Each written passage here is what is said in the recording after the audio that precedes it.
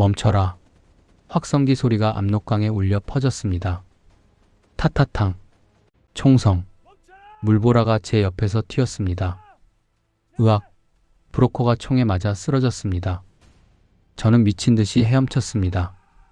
30년간 충성했던 당이 이제 저를 죽이려 하고 있었습니다. 이건 조선노동당 중앙위원회 부부장이었던 제 탈북 이야기입니다. 김정일 정권이 300만 명을 굶겨 죽일 때 저는 그 자리에 있었습니다. 오늘 그 진실을 말씀드리겠습니다. 시작 전에 구독과 좋아요는 저 같은 사람에게 큰 힘이 됩니다. 모두 무료이니 부담 없이 응원 감사드립니다. 이 문서를 보십시오. 극비 친애하는 지도자 동지 지시사항이라고 적혀 있습니다. 날짜는 1997년 3월 15일. 고난의 행군 한가운데였죠. 이 문서에는 이렇게 적혀 있습니다. 평양 시민 배급 우선 확보. 지방은 자력 갱생 원칙에 따라 해결. 쉽게 말하면 평양 빼고는 알아서 굶으라는 뜻입니다. 이 지시를 받아 적은 사람이 바로 저입니다. 제 이름은 리철수입니다. 1994년부터 2000년까지 저는 조선노동당 중앙위원회 부부장으로 일했습니다. 김정일 동지를 아니 김정일을 지척해서 보필한 사람입니다. 오늘 제가 여기 선 이유는 300만 명이 굶어 죽을 때 그 자리에 있던 우리가 무엇을 했는지 증언하기 위해서입니다. 1994년 김일성 사망 후 김정일이 북한 최고 권력자가 됐습니다. 하지만 그때부터 시작된 대기근, 고난의 행군이라는 이름으로 포장됐지만 실상은 국가가 인민을 버린 참극이었습니다. 오늘은 그 현장에 있던 고위 간부가 처음으로 밝히는 내부 이야기입니다. 저는 당시 52살이었습니다. 조선노동당 중앙위원회 경제정책 담당 부부장. 김정일의 경제 관련 지시를 실무진에 전달하는 위치였죠. 김일성 종합대학을 졸업하고 모스크바에서 유학했습니다. 30년간 당에 몸담은 엘리트 간부였습니다. 저는 진심으로 당을 믿었습니다. 인민을 위한다고 믿었어요. 하지만 1995년부터 모든 게 거짓이었다는 걸 알게 됐습니다. 회의실에서 김정일이 말했습니다. 군대를 먼저 먹여야 하오. 인민들은 혁명 정신으로 이겨낼 것이오. 그 순간 깨달았습니다. 이 사람은 인민의 생명보다 자신의 권력이 중요한 사람이구나. 1995년 여름 함경북도에 출장을 갔습니다. 길거리에 시체가 널려 있었습니다. 굶어 죽은 사람들이었어요. 한 노인이 제 옷깃을 붙잡더군요. 동지당에서 배급이 언제 나옵니까? 우리는 언제까지 이렇게 살아야 합니까? 저는 아무 말도 할 수 없었습니다. 배급은 없다는 걸 알고 있었으니까요. 평양으로 돌아온 저는 김정일에게 보고했습니다. 지도자 동지 함경북도 상황이 심각합니다. 즉각 지원이 필요합니다. 김정일의 답변. 동무 우리가 할 수 있는 건 다 했소. 이건 하늘의 뜻이오. 자연재해는 어쩔 수 없는 것 아니오. 자연재해. 저는 그 말을 곱씹었습니다. 홍수는 자연재해지만 배급을 끄는 건 인재 아닌가. 그날부터 저는 달라졌습니다. 이 체제는 썩었다. 언젠가 나도 이곳을 떠나야 한다고 생각했습니다. 1995년 1월 김정일 동지가 소집한 경제 비상회의가 있었습니다. 참석자는 20명 남짓, 당 중앙위 내각 군부 고위층이었죠. 회의 주제는 명확했습니다. 어떻게 식량 위기를 극복할 것인가? 저는 보고서를 준비했습니다. 중국과 러시아의 긴급 식량 지원 요청, 배급제 일시 중단 후 장마당 활성화, 농업개혁 단행, 모두 상식적인 해결책이었습니다. 하지만 김정일 동지는 고개를 저었습니다. 동무들 우리가 중국에 손을 벌리면 어떻게 되겠소? 그들이 우리 내정에 간섭할 것이오. 개혁, 그건 수정주의요, 자본주의 독소요. 그러고는 이렇게 말했습니다. 군대를 먼저 먹여야 하오. 인민들은 혁명 정신으로 이겨낼 것이오. 저는 그 순간 깨달았습니다. 이 사람은 인민의 생명보다 자신의 권력이 중요한 사람이구나. 1995년 3월부터 본격적으로 평양 최우선 배급 정책이 시행됐습니다. 제가 기초한 내부 문건에는 이렇게 명시됐습니다. 1순위 평양 특별시, 2순위 군부대, 3순위 군수공장, 4순위 기타 지방, 결국 평양 200만 명만 살리고 나머지 2천만 명은 버린 겁니다. 회의에서 한 동무가 물었습니다. 동지, 그럼 지방 인민들은 어떻게 합니까? 김정일 동지는 차갑게 답했죠. 그들에겐 옥토가 있지 않소. 산에 올라가 나물이라도 뜯어먹으면 돼오. 나물이라도 뜯어먹으면 된다. 이게 최고 지도자가 할 말입니까? 1995년 여름 저는 함경북도로 출장을 갔습니다. 기차에서 내리자마자 충격을 받았습니다. 역 광장에 사람들이 쓰러져 있었습니다. 누가 죽은 건지 살아있는 건지 구분이 안 됐어요. 시내로 들어가자 더 끔찍한 광경이었습니다. 골목마다 시체가 있었습니다. 굶어 죽은 사람들이었어요. 어떤 집 앞에는 아이의 시체가 있었습니다. 10살도 안 돼 보이는. 파리가 들끓었습니다. 아무도 치우지 않았어요. 치울 힘도 없었던 겁니다. 한 노인이 제게 다가왔습니다. 팔다리가 나뭇가지처럼 앙상했습니다. 동지당에서 배급이 언제 나옵니까? 우리 손자가 굶어 죽었습니다. 며느리도 죽었습니다. 저도 곧 죽을 것 같습니다. 저는 그 눈을 똑바로 볼 수가 없었습니다. 배급은 없습니다. 앞으로도 없을 겁니다. 그 말을 할 수가 없었습니다. 동무, 조금만 더 기다리시오. 곧 해결될 것이오. 거짓말이었습니다. 공장을 시찰했습니다. 공장은 이미 멈춰 있었습니다. 노동자들은 출근도 하지 않았습니다. 배급이 없으니 일할 이유가 없었죠. 공장장이 말했습니다. 동지, 이러다 우리 모두 죽습니다. 중앙에서 식량을 보내주십시오. 제발. 저는 고개를 숙였습니다. 보낼 식량이 없다는 걸 알고 있었으니까요. 평양으로 돌아오는 기차 안에서 저는 생각했습니다. 김정일 동지는 이 상황을 알고 있을까? 알고도 방치하는 걸까? 답은 명확했습니다. 알고 있습니다. 하지만 해결할 생각이 없는 겁니다. 평양에 도착해서 김정일에게 보고했습니다. 지도자 동지, 함경북도 상황이 심각합니다. 즉각 지원이 필요합니다. 김정일은 담배를 피우며 말했습니다. 동무, 우리가 할 수 있는 건 다 했소. 이건 하늘의 뜻이오. 자연재해는 어쩔 수 없는 것 아니오. 하늘의 뜻, 자연재해. 홍수는 자연재해일지 모릅니다. 하지만 배급을 끄는 건 인재입니다. 그날 밤 저는 집에 돌아와 술을 마셨습니다. 아내가 물었습니다. 여보, 무슨 일 있어요?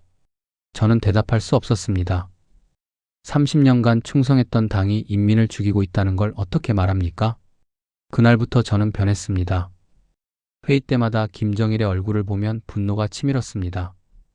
문서를 작성할 때마다 이게 거짓말이라는 걸 알았습니다. 저는 공범이었습니다. 이 학살의 공범. 언젠가는 이곳을 떠나야 한다고 생각했습니다. 하지만 그때는 아직 용기가 없었습니다. 1997년 2월 16일 김정일의 생일이었습니다. 노동당 본부 대회의실에서 성대한 연회가 열렸습니다. 테이블 위엔 온갖 산의 진미가 차려져 있었습니다. 랍스터, 캐비아, 샴페인, 송이버섯, 일본산 와규 소고기. 불과 한 달 전 함경북도에서 본 광경이 떠올랐습니다. 나뭇잎을 입에 넣고 있던 아이, 길거리에 쓰러진 노인, 굶어 죽은 시체들. 연회장 밖 50km 떨어진 곳에서는 수만 명이 굶어 죽어가고 있었습니다. 저는 토할 것 같았습니다. 음식을 입에 넣을 수가 없었어요. 옆자리 동료가 속삭였습니다. 리 동지, 왜 안 드시오? 몸이 불편하시오? 아니요, 괜찮소. 거짓말이었습니다. 김정일이 일어서서 건배사를 했습니다.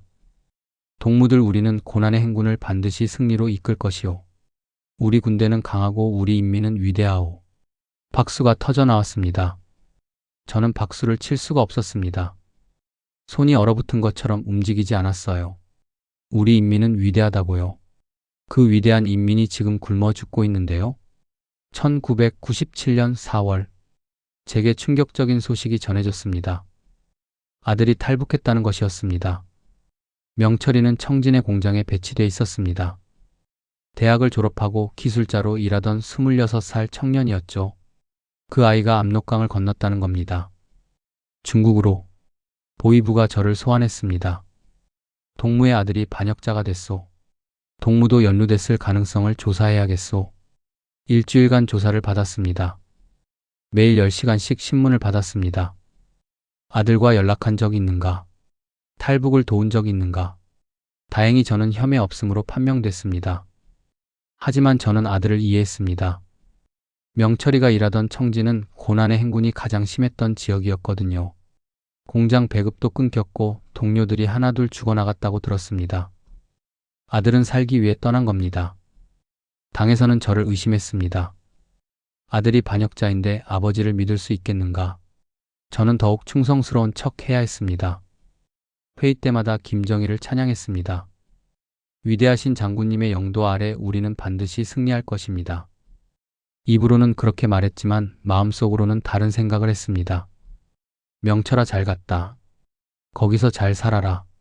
이 지옥에서 벗어나서 다행이다. 1997년 여름, 상부에서 지시가 내려왔습니다. 각도에서 올라오는 아사자 통계를 조정하라. 실제 숫자는 끔찍했습니다. 함경북도만 한 달에 5,000명 이상, 전국적으로는 수만 명이었죠. 하지만 보고서에는 이렇게 적으라고 했습니다. 식량난으로 인한 영양실조 환자 증가세, 죽었다는 표현조차 쓸 수 없었습니다. 저는 상관에게 항의했습니다. 동지, 이건 거짓말입니다. 지도자 동지께 정확한 상황을 보고해야 합니다. 상관은 냉소하며 답했죠. 리 동지, 그래서 자네 아들이 도망간 거 아니겠나? 정신 차리게. 자네도 조심해야 할 거야. 협박이었습니다. 그날 밤 저는 결심했습니다. 이 체제는 부패했다. 썩었다. 나도 떠나야 한다. 하지만 당 중앙위 부부장이 탈북한다는 건 상상할 수 없는 일이었습니다. 발각되면 즉결 처형입니다. 저는 신중하게 계획을 세우기 시작했습니다. 먼저 증거를 모아야 했습니다. 김정일의 지시사항 문서, 조작된 통계 자료, 내부 회의록, 사무실에서 몰래 문서를 복사했습니다. 한 장, 두 장 조금씩. 들키면 죽습니다. 하지만 해야 했습니다. 언젠가 이게 증거가 될 거라 생각했습니다.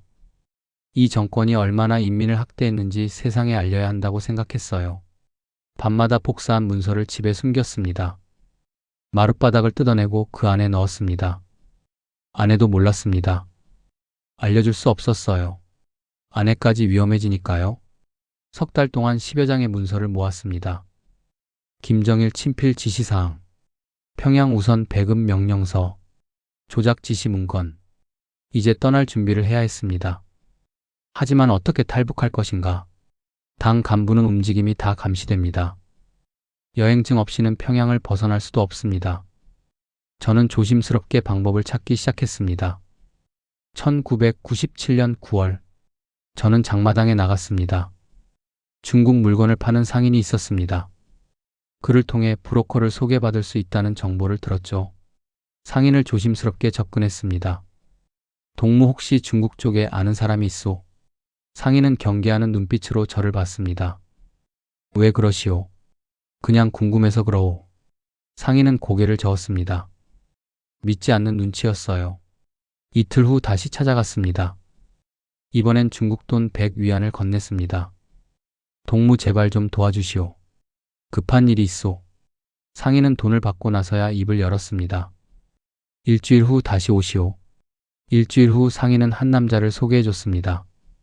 브로커였습니다. 허름한 여관방에서 만났습니다. 브로커는 의심 가득한 눈으로 물었습니다. 당신 같은 고위 간부가 왜 탈북을 하려 하시오? 함정 아니오. 저는 품속에서 문서 한 장을 꺼냈습니다. 김정일 친필 지시사항이 담긴 극비 문서였습니다. 이게 진짜요? 브로커는 문서를 보고 경악했습니다. 이게 진짜요? 정말 진짜란 말이오. 그렇소. 브로커는 한참을 생각하다가 말했습니다.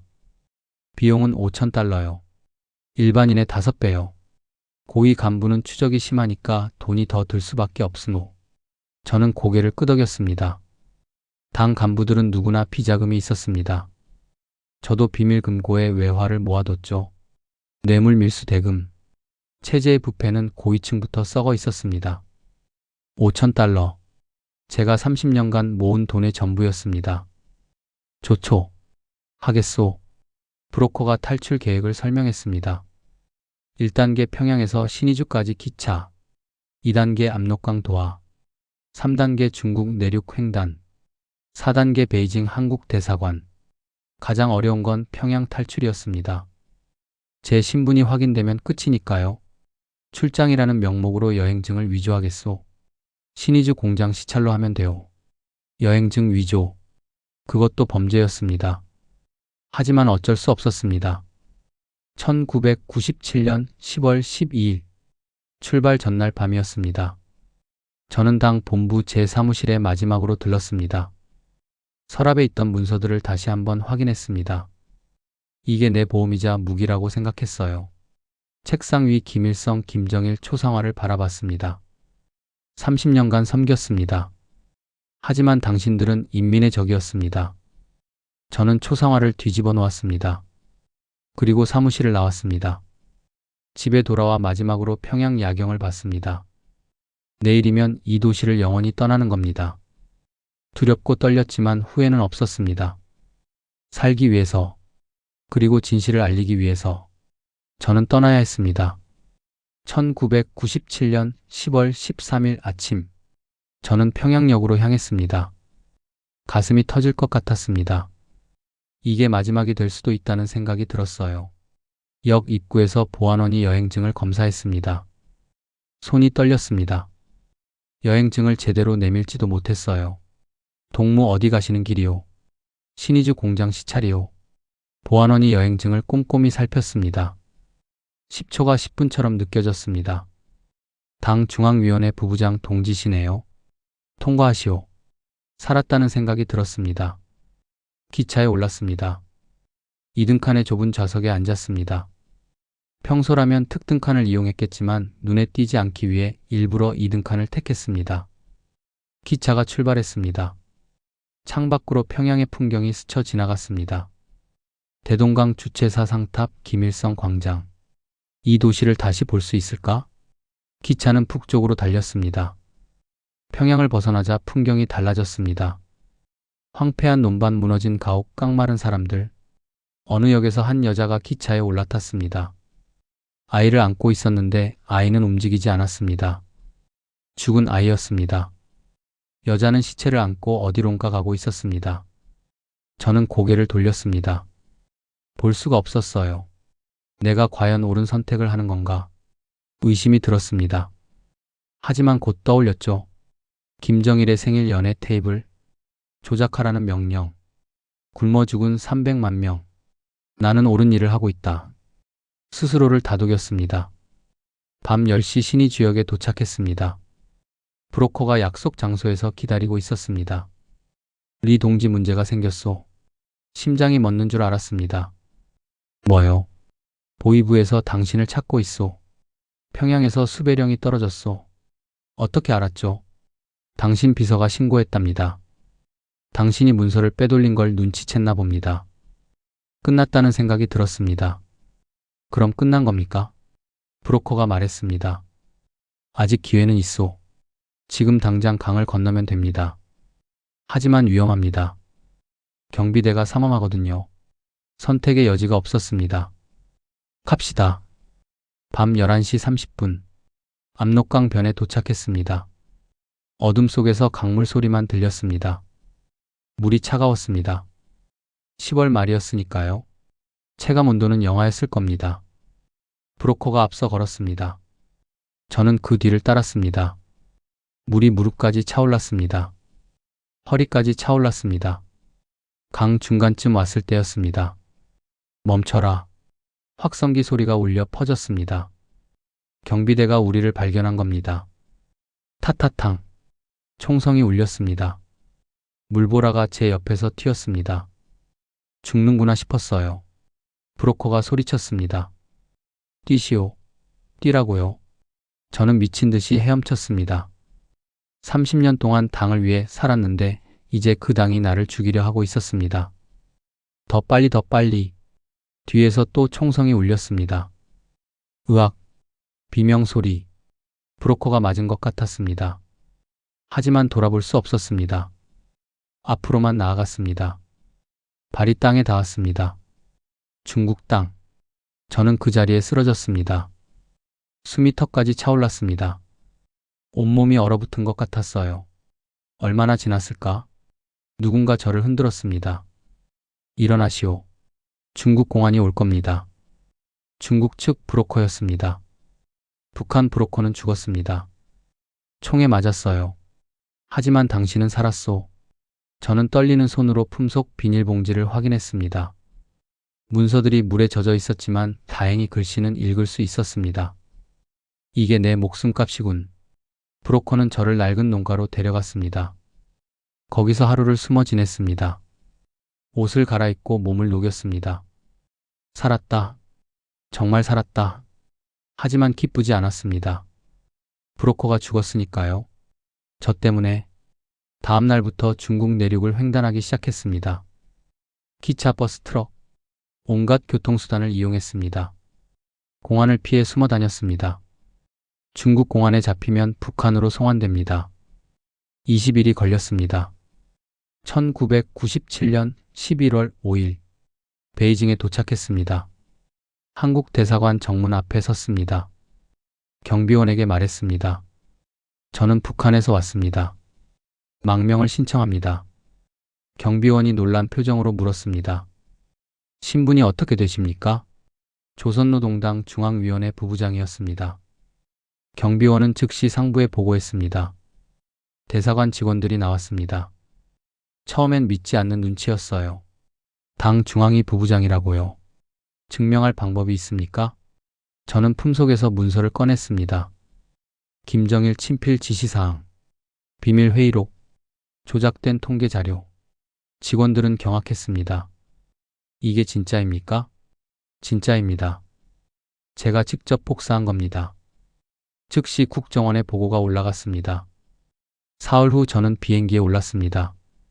1997년 11월 8일 인천공항에 도착했습니다. 대한민국 땅을 밟는 순간 모든 게 꿈만 같았습니다. 49년간 북한에서 살았는데 이제 여기가 내 나라라니 슬펐습니다. 조국을 배신한 것 같아서요. 하지만 곧 깨달았습니다. 내가 배신한 건 조국이 아니라 인민을 배신한 정권이라는 걸. 석 달간 국정원 조사를 받았습니다. 매일 신문이 있었습니다. 하지만 북한의 신문과는 달랐습니다. 협박도 없었고 고문도 없었습니다. 그저 사실을 확인할 뿐이었죠. 제가 가져온 문서들을 분석했습니다. 담당자가 말했습니다. 당신이 가져온 자료는 북한 정권의 실체를 폭로하는 결정적 증거입니다. 이건 역사적 자료가 될 겁니다. 1998년 2월 저는 하나원에 입소했습니다. 탈북자 정착시설이었죠. 한국어 교육을 받았습니다. 같은 말인데도 다른 점이 많았습니다. 자본주의 교육도 받았습니다. 은행카드 세금, 모든 게 낯설었습니다. 슈퍼마켓에 처음 갔을 때 충격받았습니다. 이렇게 많은 음식이 한 곳에 있다는 게 믿기지 않았죠. 바나나, 오렌지, 초콜릿, 북한에선 그림으로만 봤던 것들이었습니다. 저는 바나나 하나를 사서 한참을 바라봤습니다. 북한에선 이걸 먹으려고 사람들이 죽었는데 1998년 5월 하나원을 수료하고 서울에 정착했습니다. 정부 지원금으로 노원구에 작은 아파트를 얻었습니다. 일자리를 구했습니다. 대학 연구소에서 북한 연구원으로 일하게 됐습니다. 북한에선 당 간부였는데 여기선 말단 연구원이었습니다. 자존심이 상했냐고요? 아니요. 감사했습니다. 일할 수 있다는 것, 돈을 벌 수 있다는 것. 그게 얼마나 큰 축복인지 북한에서 배웠으니까요. 1998년 7월 국정원으로부터 연락이 왔습니다. 당신 아들을 찾았습니다. 중국 연길에 있답니다. 가슴이 뛰었습니다. 명철이가 살아있구나. 국정원의 도움으로 아들을 한국으로 데려왔습니다. 한 달 후 인천공항에서 아들을 만났습니다. 명철이는 많이 야위어 있었습니다. 하지만 살아있었습니다. 아버지, 명철아. 저는 그 자리에 주저앉아 울었습니다. 명철아, 미안하다. 아버지가 너를 지켜주지 못해서. 아들도 울면서 말했습니다. 아버지, 저는 아버지가 여기 오셔서 좋아요. 이제 우리 같이 살 수 있잖아요. 2000년 북한 인권단체에서 연락이 왔습니다. 당 간부 출신의 증언이 필요합니다. 내부에서 본 진실을 말해 주십시오. 처음엔 두려웠습니다. 북한의 보복이 무서웠죠. 하지만 굶어 죽은 300만 명을 생각하면 제 안전 따위는 중요하지 않았습니다. 2000년 3월 첫 기자회견을 열었습니다. 수십 명의 기자들 앞에 섰습니다. 떨렸습니다. 저는 1994년부터 2000년까지 조선노동당 중앙위원회 부부장으로 일했습니다. 오늘 제가 이 자리에 선 이유는 진실을 말하기 위해서입니다. 고난의 행군은 자연재해가 아닙니다. 김정일 정권이 인민을 의도적으로 방치한 대량 학살입니다. 카메라 플래시가 터졌습니다. 기자들이 질문을 쏟아냈습니다. 증거가 있습니까? 있습니다. 저는 가져온 문서들을 공개했습니다. 김정일 친필 지시사항, 평양 우선 배급 명령서, 통계 조작 지시 문건. 기자회견이 끝나고 뉴스에 나왔습니다. 전직 당 간부 충격 증언. 고난의 행군은 인재였다. 2003년 유엔 북한인권조사위원회에 증언했습니다. 스위스 제네바에 갔습니다. 유엔 본부 회의실, 각국 대표들 앞에서 증언했습니다. 김정일은 300만 명이 굶어 죽는데도 자신의 권력만 지키려 했습니다. 이건 반인도적 범죄입니다. 제 증언은 세계를 충격에 빠뜨렸습니다. 당 간부 출신이 직접 증거를 제시했으니까요. 2008년 유엔에서 북한인권 결의안이 채택됐습니다. 북한 정권의 반인도적 범죄를 규탄한다. 제 증언이 결정적 역할을 했다고 들었습니다. 어떤 사람들은 물었습니다. 북한을 배신한 기분이 어떻습니까? 저는 답했습니다. 저는 북한을 배신한 게 아닙니다. 북한 인민을 배신한 정권을 고발한 겁니다. 복수가 아닙니다. 정의입니다. 2015년 고난의 행군 추모비 건립에 참여했습니다. 추모비에는 이렇게 새겨졌습니다. 1995년부터 1998년까지 고난의 행군으로 희생된 300만 북한 동포를 추모하며 제막식 날 저는 눈물을 흘렸습니다. 이 분들을 위해 제가 할 수 있는 건 증언뿐입니다. 그래서 오늘도 말합니다. 잊지 맙시다. 다시는 이런 비극이 반복되지 않도록. 2010년부터 저는 대학에서 강의를 시작했습니다. 북한 정치체제론이라는 과목이었습니다. 학생들에게 말했습니다. 여러분, 북한은 지상낙원이 아닙니다. 지옥입니다. 제가 그곳에서 살았으니까요. 학생들은 충격받은 표정으로 들었습니다. 어떤 학생이 질문했습니다. 교수님, 그래도 북한에도 좋은 점이 있지 않나요? 저는 고개를 저었습니다. 좋은 점이 있다면 그건 인민들의 선량함입니다. 체제가 아니라 사람들이죠. 자유가 때로는 무섭더군요. 50년간 통제받고 살았는데 갑자기 뭐든 할 수 있다니 뭘 해야 할지 몰랐습니다. 슈퍼에서 라면을 고를 때도 고민했습니다. 선택지가 너무 많아서요. 북한에선 배급소에 가면 있는 거 받아오면 됐는데 여기선 제가 선택해야 했습니다. 아들 명철이가 옆에서 웃으며 말했습니다. 아버지, 천천히 적응하면 돼요. 저도 처음엔 그랬어요. 고마웠습니다. 아들이 있어서. 2012년 미국 워싱턴에서 북한인권 청문회가 열렸습니다. 미국 의회에 초청받아 증언했습니다. 김정일은 2011년에 죽었습니다. 하지만 그가 저지른 범죄는 여전히 제대로 심판받지 않았습니다. 미국 의원들이 고개를 끄덕였습니다. 증언이 끝난 후 한 의원이 제게 다가왔습니다. 당신의 용기에 감사드립니다. 당신 같은 증인이 있어서 우리가 진실을 알 수 있습니다. 저는 답했습니다. 이건 용기가 아닙니다. 의무입니다. 살아남은 자의 의무죠. 2015년부터는 탈북 청소년들을 돕기 시작했습니다.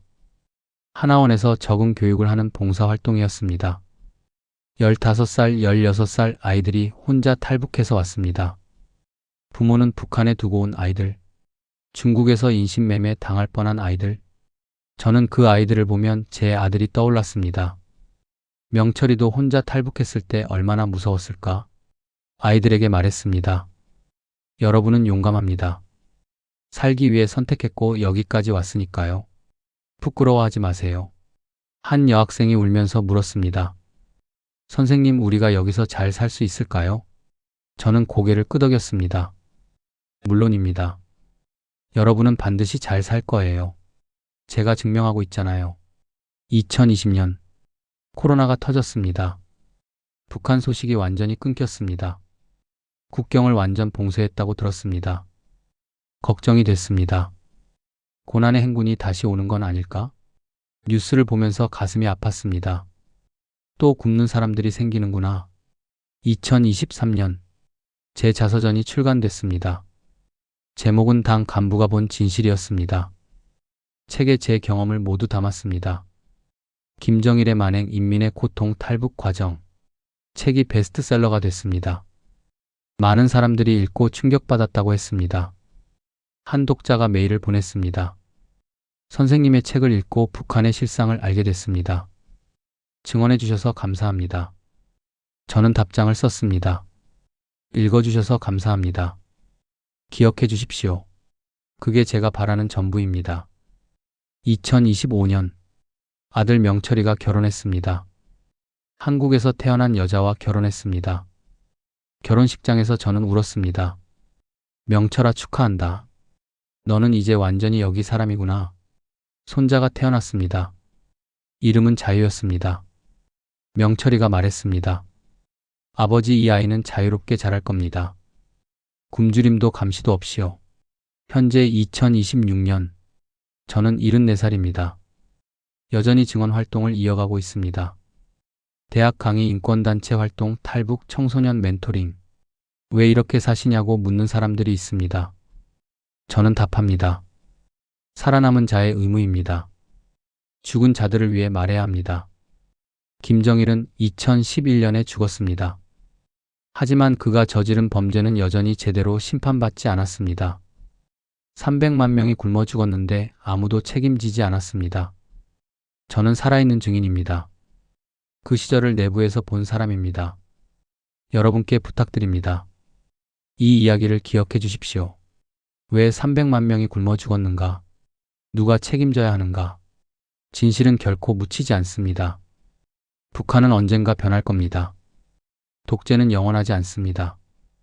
역사가 증명합니다. 그날이 오면 저는 다시 고향에 갈 겁니다. 평양에 있는 제 어머니 산소에 갈 겁니다. 그리고 말할 겁니다. 어머니, 이제 자유가 왔습니다. 우리가 이겼습니다. 그날까지 저는 증언을 멈추지 않을 겁니다. 희망은 있습니다. 반드시 옵니다. 자유의 그날이, 역사는 기억하는 자의 것입니다. 이 이야기를 듣고 어떤 생각이 드셨나요? 여러분은 어느 지역에서 살고 계신가요? 댓글로 알려주시면 반가운 마음으로 인사드리겠습니다.